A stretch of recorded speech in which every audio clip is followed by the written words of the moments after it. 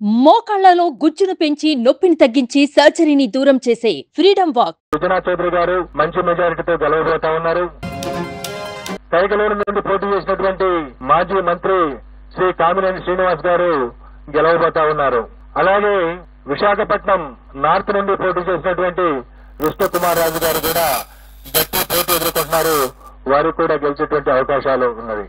తర్వాత జనసేన 21 స్థానాలు పొందినటువంటి జనసేన 21 అసెంబ్లీ స్థానాలు 2 పార్లమెంటు స్థానాల్లో వాళ్ళు పోటీ చేయడం జరిగింది. జనసేన 2 పార్లమెంటు స్థానాల్లో గెలవబోతా ఉంది.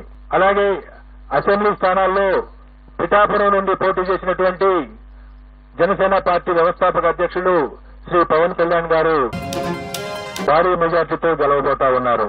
అలాగే ఆ పార్టీలో మరొక ముఖ్య నాయకుడైనటువంటి శ్రీ నాదెండ్ల మనోహర్ గారు గుంటూరు జిల్లా తెనాలి నుండి గెలవబోతా ఉన్నారు.